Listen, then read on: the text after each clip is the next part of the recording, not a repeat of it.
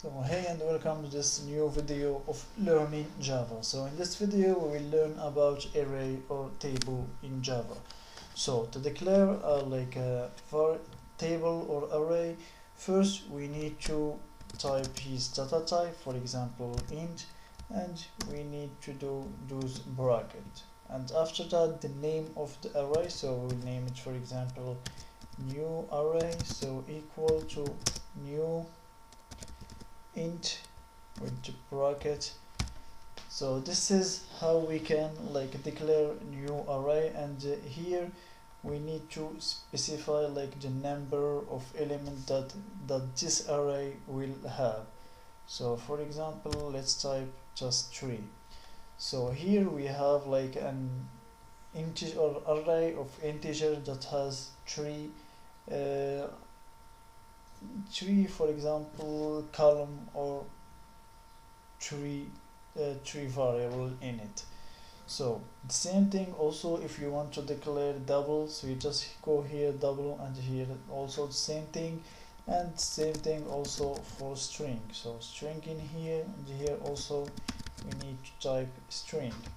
So and now basically if we want to add a variable to this array, we will use this new r and here equal and the variable. But we have three empty spots in our string array. So here we need to specify this variable should be in the first or the second or the third, and maybe you know it or you don't, but in the programming we start counting with 0. So the first thing in our element or in our array it's 0. So this means we have 0, 1 and 2. So for example for the first, let's give it yes for example, and I will just copy and paste here. So this one first and this one second. So here yes, here let's call it web, and here let's say hello. So now if I want to put or one of those in system or as an output, so let's go here to println, and here let's type for example array2, which is hello. We can put this directly, or we can make this in a variable and then show it. Don't know because here I let this, I will just whatever. If I type this in Java, this mean this is a comment, this mean Java he will just ignore it. So now let's refresh, even if we see here this hello message, so now we see hello.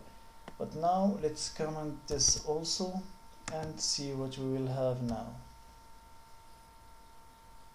And we will have a null.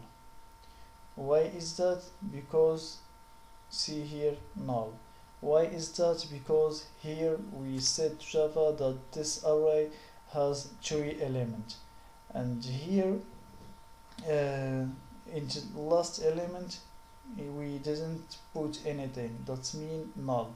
So basically here when we tell Java that the length of this array is 3, that means he give automatically the 0 equal null, 1 equal null, 2 equal null. So and since we didn't type anything in this in this element, that means he is always will be a null.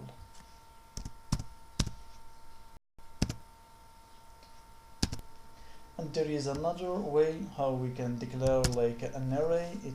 Let's this time use it as an int. So here let's name it num as number, and here we type directly our array. So here, so just make sure you didn't miss anything, and for the moment this is our array, and if I want to type something in this array, so here 2, and we said that this one is 0 1 2, that means we will have 9. So let's refresh and see, or let's run again and see. We will have 9, don't know, yeah, 9. So now the length of our array, it's like 0 1 2 3 4 and 5. So the last one 100 in 5.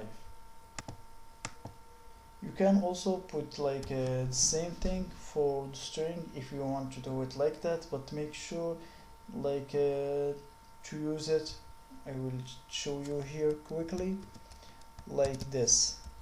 For example, this is the first variable, this is the second, the third, and you can put like for example, hey, I will type here hello, and here important, you can type whatever you want. Now you know like the both way to create an array. So just keep that in mind, because like in the further video we will learn about collection, and there is like some I would say some more method or advanced method that we can use. So I think this is all for this video. In the next video we will learn about the loops. We will start with for loops. So see you next.